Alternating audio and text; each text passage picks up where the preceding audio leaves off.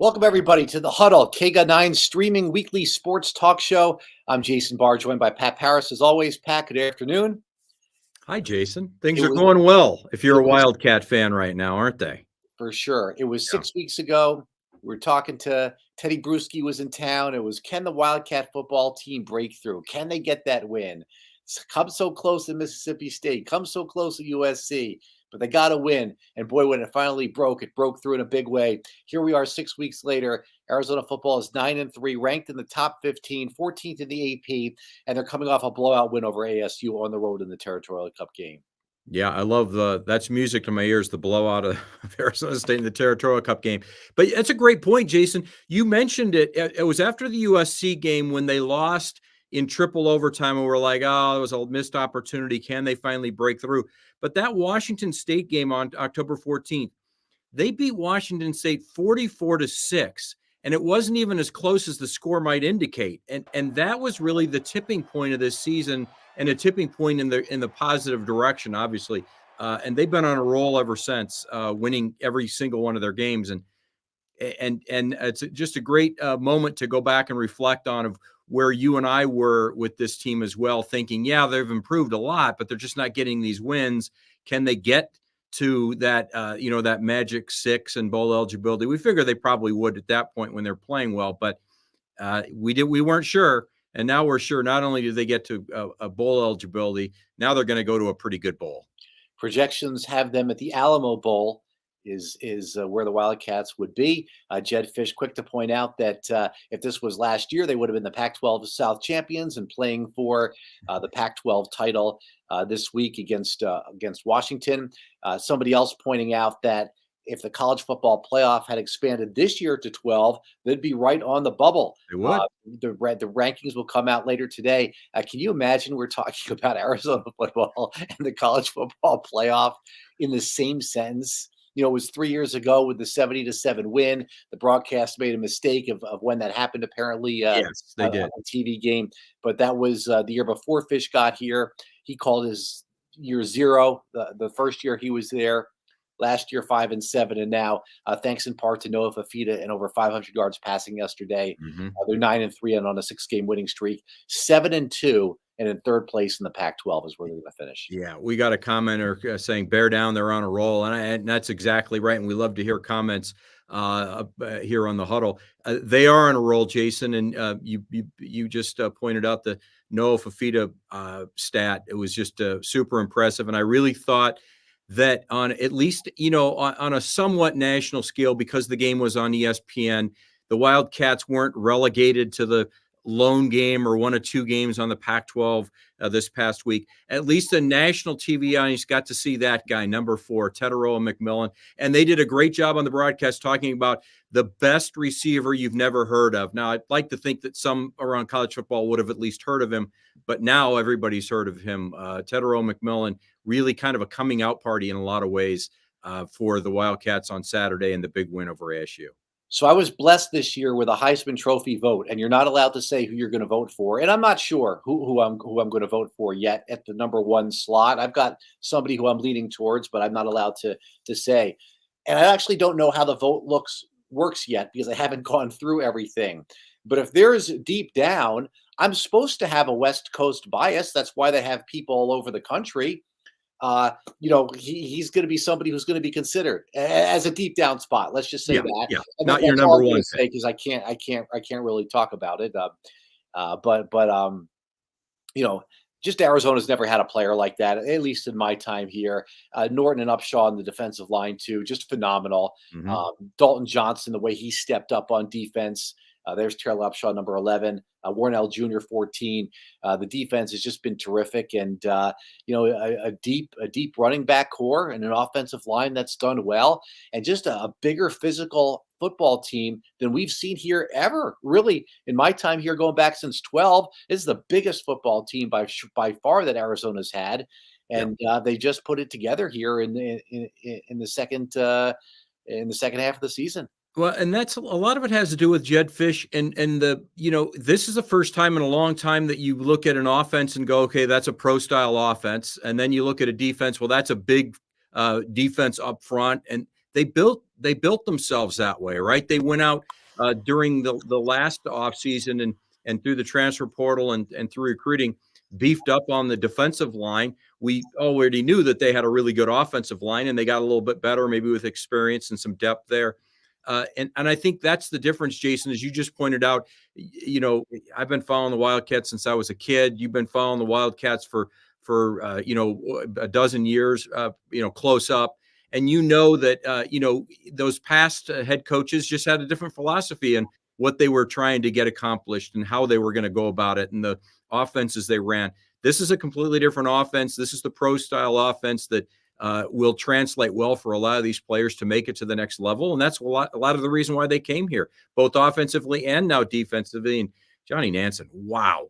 It's a shame that he won't win some kind of a national award for best assistant coach, but I think he should.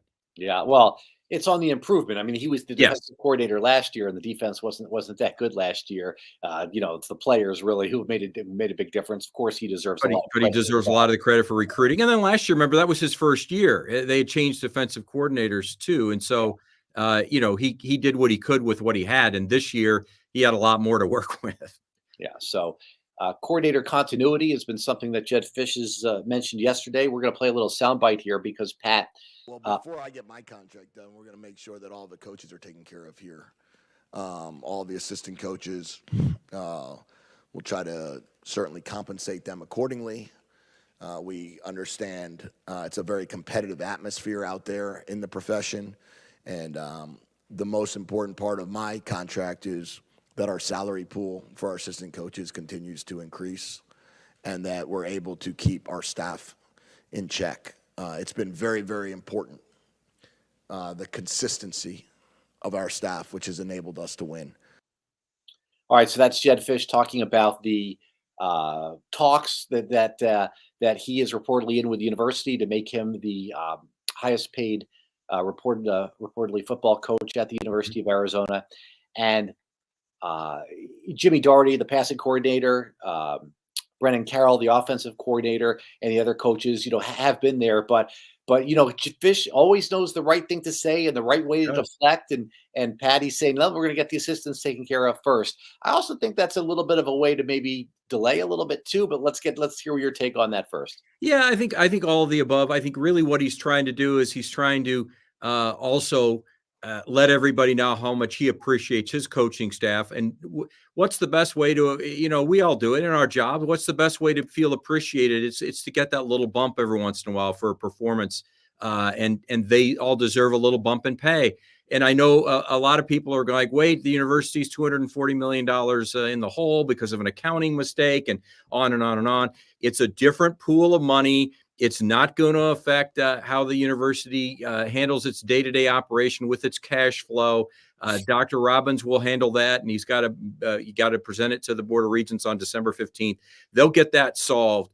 This comes out of a different pool. And in some ways, Jason, you're also saying to the boosters, hey, we got to keep compensating. Not only, it's great. You want to compensate me. That's great.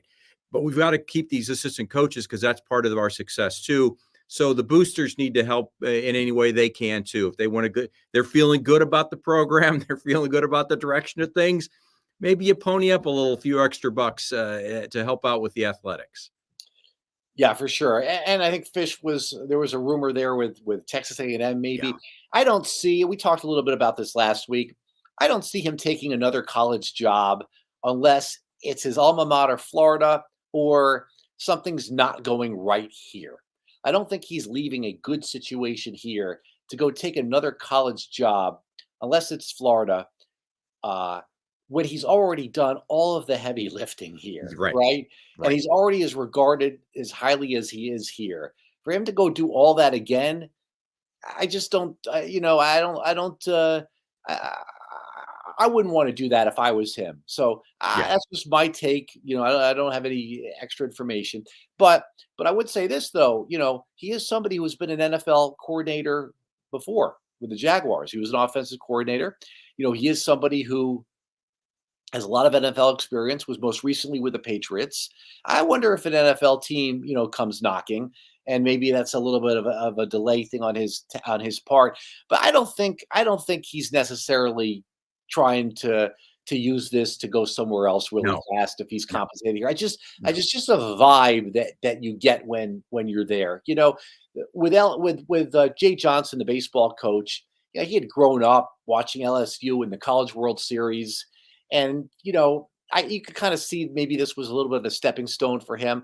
I don't really feel that for Fish unless it's a really, really big time situation. I don't think he's just going to leave to leave. No, I don't either. And I think at least in his short-term plans, he's probably not looking beyond being at the University of Arizona and seeing what happens not only with the bowl game this year, but they're set up really well for next year.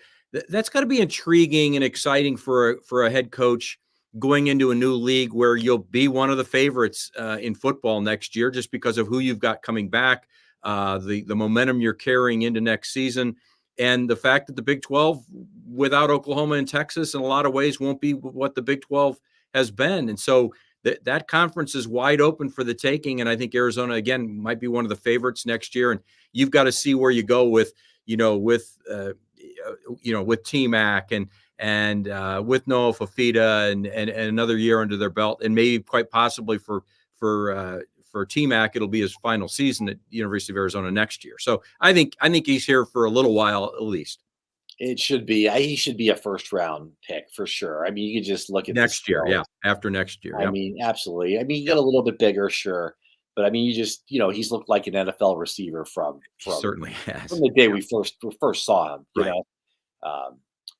So I worry a little bit about the defense. It's interesting because Fish said he thought they would be better next year. He did make that comment, so he must know something. I do worry a little bit about the defensive line. They do lose the two seniors, Bill Norton from Georgia and Taylor Upshaw from Michigan. I mean, these guys from Michigan and Georgia who came in. Those are guys who are going to have to be replaced on the defensive line. I'm wondering if his confidence doesn't come from the fact that they were able to entice those guys to come here, and he feels like he can do the same for next year. Let's hope so, because those guys made a big impact. And then the players and then you got the overlooked guys, Jacob Manu, because he's too short, who's a fantastic football player, and the running back Jonah Coleman in the same same boat, and the Tanner McLaughlin, who was I think he tore his ACL at Utah State or something like that, comes here. He looks like an NFL player, right? I think he'll get a shot, right? He always talks about Jacob Cowing. To me, McLaughlin looks more like an NFL tight end than Jacob Cowing looks like a wide receiver. Right. We'll see about that. I know he's trying to pump up his players and he is make them feel good. But I look at McLaughlin, that guy's a stud. Yeah, he is. And Cowing will get a shot somewhere as a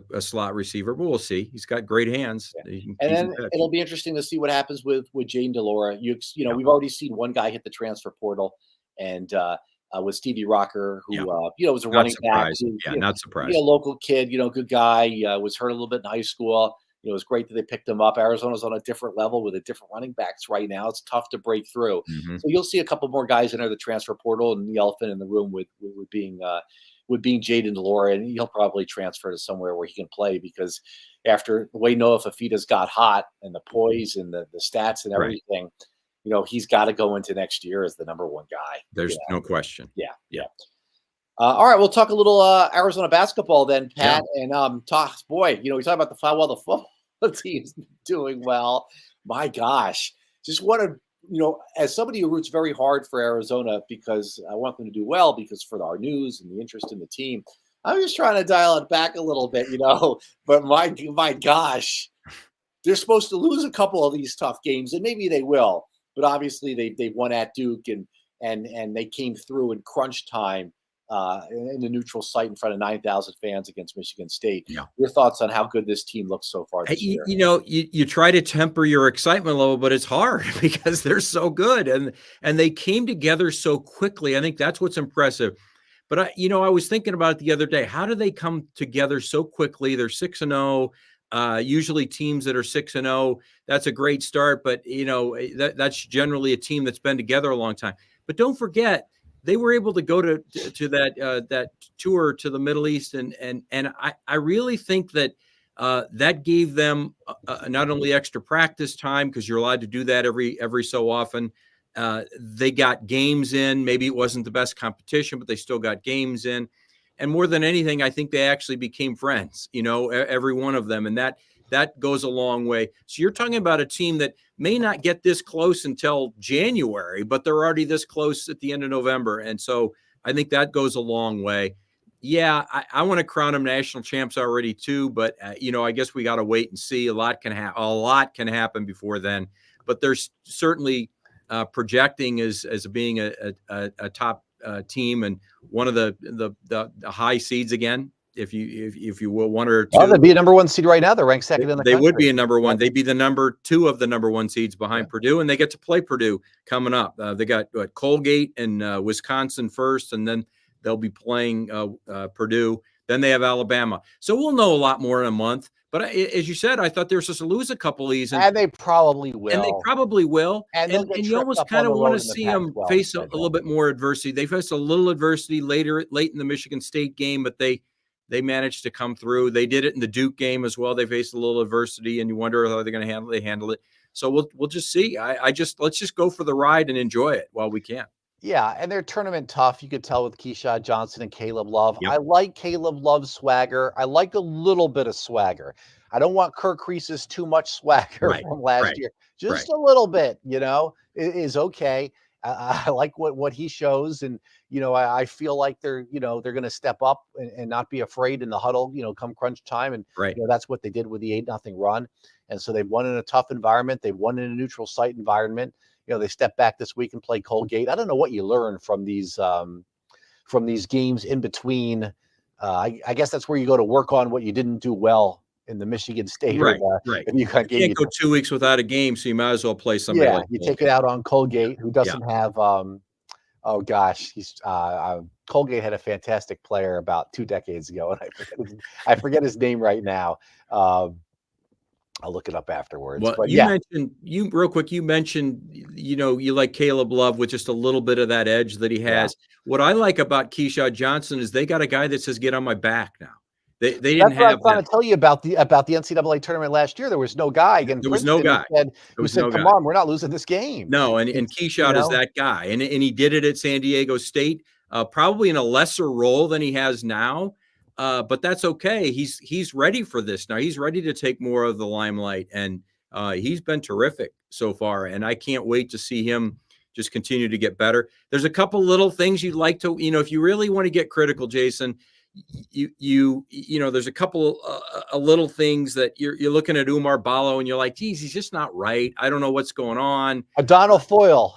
Do you remember? Oh, that's who it was. Okay, yeah, I remember. Okay, yeah. He led Colgate to its only other 2 NCAA tournament appearances. All right, yeah, I didn't mean to interrupt you. Yeah, Umar Ballo doesn't look fantastic. He doesn't look great right now. There's something going on. I don't know if it's his hand. Remember, he broke it last year. I don't know what it is. Well, hopefully that'll get better, and he'll get a little more. He just doesn't look as comfortable as you remember seeing him when things were going really well for him.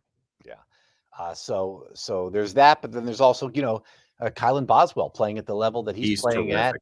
At, and the bench is strong. KJ Lewis is going to be a fantastic player when he's a sophomore. He's a good player now, but he's a very good player now, but he's going to be really good. So we're going to have a lot of fun here. The next few weeks, if it is the Alamo Bowl, it's going to be December 28th, I believe. So that's good. Hey, real quick before we sign off, I just want to give a shout out. I know we don't talk high school. That's fine. My Sabino SaberCats, 4th state championship, first since 1998. First for Southern Arizona, for the Tucson area, Jason, since 2015. To bring back a state title on Saturday night was pretty impressive, and I'm just excited for the SaberCats. A great football program and well-deserved to get a championship. I guess hasn't been that long. I want to say that was Push Ridge in 15. Yeah, I think it was. I think that's right. In 15, and then the fantastic. And we've had a lot of close calls, and I think even Cell Point a couple of years ago went to the Open with Bijan. They went to the Open division, and they made it to the championship game, and I think they made it to the 6A championship a couple of years ago too. Yeah, they did. And but the Sal Point team in 13 that won the 4A title was a fantastic team. So I didn't realize it had been that long, and CDO will try to do it. Let's wish them luck at ASU too. On Friday. So for sure, we like to see them do well. That's good to see for too few and far between for Southern Arizona. Yeah, which dominates in. I don't know if dominates is the word, but in baseball and softball, they do very well. Do very well. Obviously, we've got wrestling and some other schools, some other sports too. All right, so I believe we'll be back here. We got a couple of skips left. We're not every Tuesday during the holiday season, so we'll just say we'll see you when you see you, but we'll definitely see you again a couple times before the end of the year, and we want to, because this is the time of year when we have lots to talk about, as opposed to in the summer when U of A is not in season, and it's the kind of the dog days of the baseball season and all that. So this is the fun time when we've got the football team going to a bowl game, a prestigious bowl game. We've got the basketball team ranked second in the country. So yeah. All right, fun. terrific. All right. Well, this has been the Huddle for Pat Parris. I'm Jason Barr. Thanks everybody for watching live and on delay, and we'll see you next week, possibly right back here at the same time.